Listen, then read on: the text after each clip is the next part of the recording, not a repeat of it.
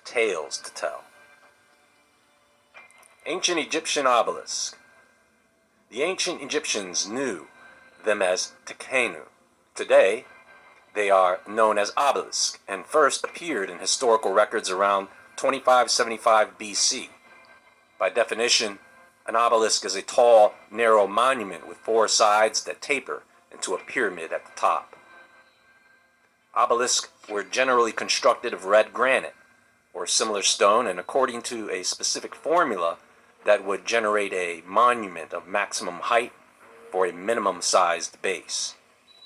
Although the earliest obelisks were a little over 3 meters tall, or about 10 feet, they gradually became taller, reaching about 30 meters, or around 100 feet in height. Egyptian obelisks were monolithic, which means they were hewn from a single stone and then moved to their intended destination. Other cultures frequently did not utilize the monolithic construction method, so transportation was less of a problem. Although current technology is able to move similar-sized megaliths, it is unable to erect them to an upright position by using technologies that were known to ancient Egyptians. The worship of obelisks in ancient Egypt was deeply intertwined with the religious and spiritual beliefs of the time. Obelisks held significant symbolic and religious importance, and they were associated with the worship of the sun god Ra, and the concept of divine power and cosmic connection. Like the pyramids around the world, the obelisks of the world have their own mystery. So you can grab your virtual explorer's hat and get ready to uncover the hidden gems of the Big Apple.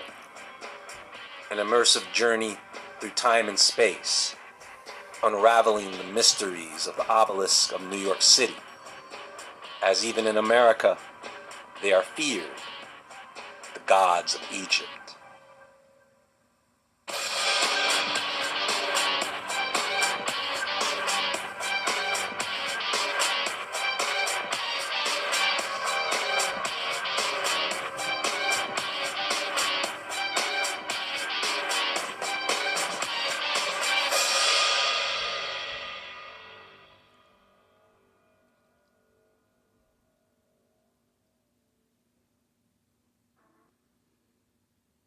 Start your printing business today with a top-of-the-line white toner transfer printer from Ricoma. You'll be able to transfer designs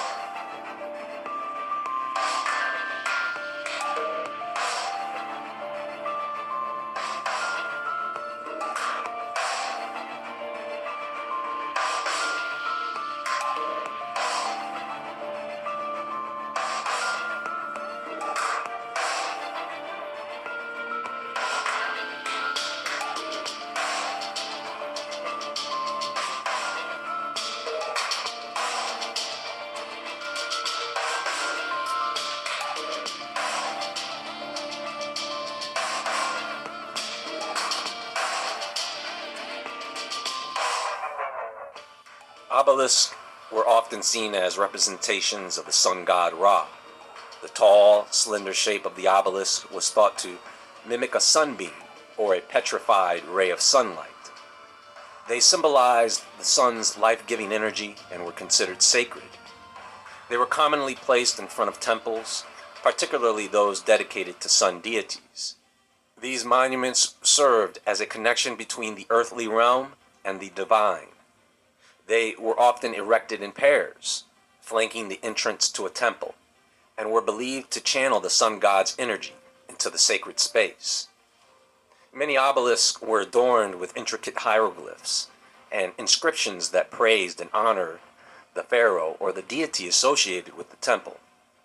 These inscriptions often recounted the ruler's achievements and the temple's purpose, reinforcing the spiritual significance of the monument. Worshippers would conduct rituals and make offerings to obelisks as part of their religious practices. These offerings could include incense, food, or other items meant to appease the gods and ensure their favor.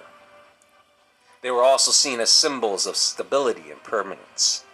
The ancient Egyptians believed that these tall, upright structures represented the eternal nature of the cosmos and the unchanging order of the universe.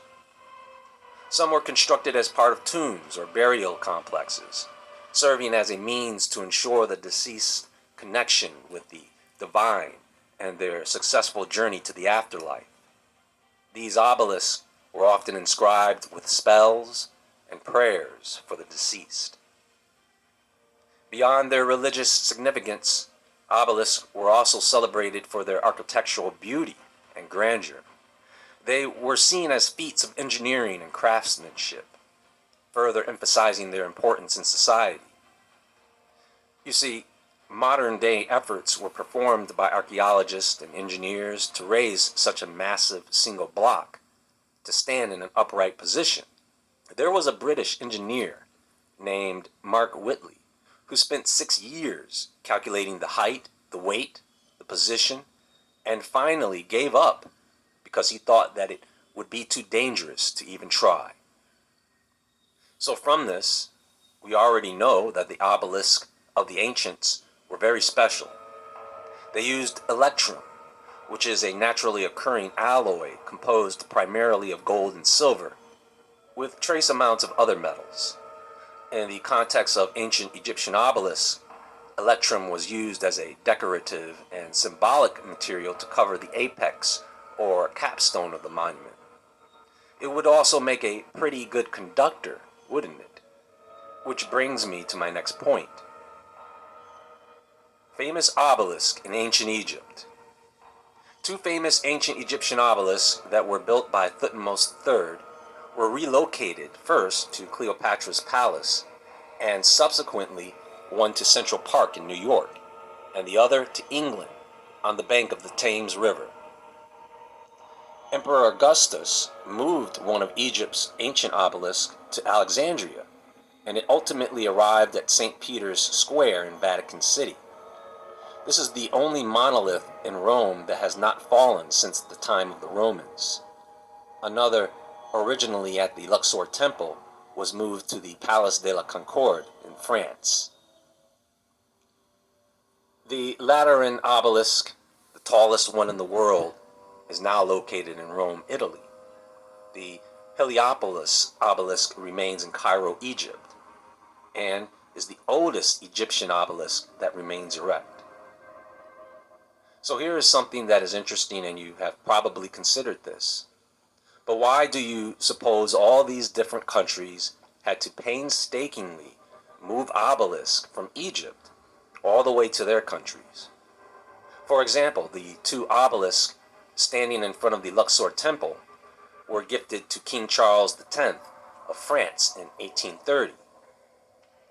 The journey took 6 years. A special ship built to accommodate the load, operated by 350 gunmen and sailors. 200,000 people watched at the Place de la Concorde to see the obelisk rise. France never went back to get the other obelisk. Now, why couldn't these countries build their own obelisk? Why did they need to take Egypt's? And the answer is ley lines. Because this is all a form of geomancy, or magic, divination, using the earth and markers, 4 sides of a solid structure, marking celestial objects and points of time. You see, once you take an obelisk from Egypt and move it to a place like the US, You have now created a ley line or pathway from the place it was taken from to the place where it currently stands. And it is an energetic pathway for spirits to travel back and forth from. Now in New York City, there are obelisks all over the place, in all boroughs. And I'm going to take you on a mini virtual tour so that you can see what's there. The alignments and how serious they are about these gods of ancient Egypt and Greece. Roofers are furious about this new product that's going viral. Replace your whole roof in as little as 8 hours?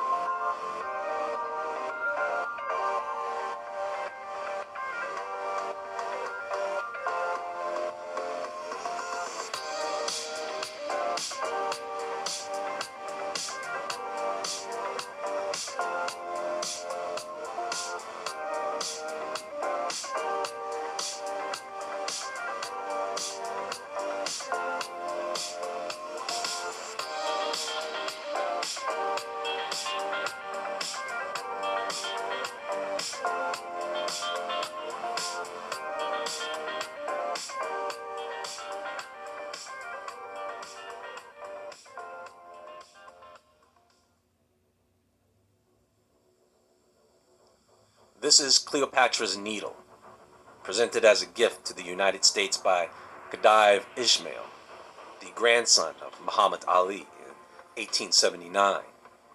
This artifact symbolized a gesture of appreciation towards American Civil War veterans and trade relations between the U.S. and Egypt following the inauguration of the Suez Canal in 1869.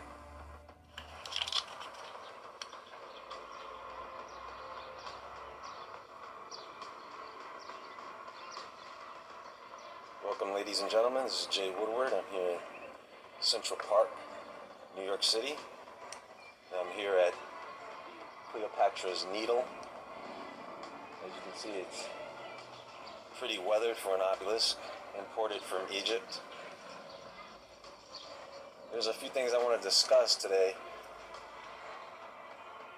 and it has to do with this park in this city. Relocating this 69-foot, 220-ton obelisk from its ancestral home in Alexandria to the heart of New York City was entrusted to U.S. Navy Lieutenant Commander Henry H. Goring. The entire undertaking was funded by William H. Vanderbilt. Goring chronicled this engineering feat and the obelisk odyssey in his work, Egyptian Obelisk. Cleopatra's Needle, an ancient sentinel that had graced Alexandria for centuries, positioned in front of the temple dedicated to Julius Caesar by Augustus, needed to be carefully dislodged from its historical perch and placed onto a specially constructed platform for transportation along the Nile. Goring faced the challenges of securing, acquiring, and restoring the ocean steamer in Alexandria. Once the obelisk was securely loaded, it was sent across the Atlantic on its journey toward American shores. A purpose-built track provided the land transportation within New York City, as the obelisk inched along at a pace of approximately 100 feet per day, navigating from 96th Street to Broadway, southward to 86th Street, and finally eastward towards its intended destination within Central Park. This is just another example of how much trouble these people went to move these obelisks, which further supports the idea of ley lines and the elite's esoteric occult-like beliefs. At the intersection of West 25th and West 26th Streets, 5th Avenue to Broadway, there is the Worth Monument dedicated to William Jenkins Worth on November 25th, 1857. He was originally buried in Greenwood Cemetery in Brooklyn, but his body was later moved to Manhattan in 1857 and placed under the Worth Monument.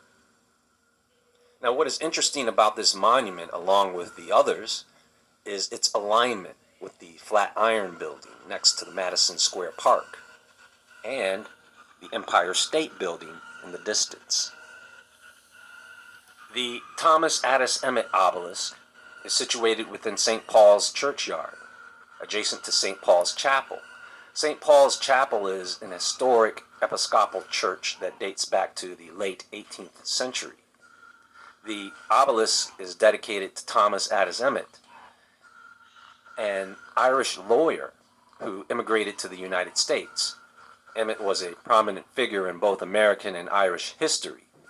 He played a role in defending political prisoners during the early years of the United States and later became involved in Irish nationalist movements. St. Paul's Chapel nearby is also significant as it served as a place of solace and aid during the aftermath of September 11, 2001. And what's interesting about this obelisk is that it lines up with the Freedom Tower. These alignments are almost perfect.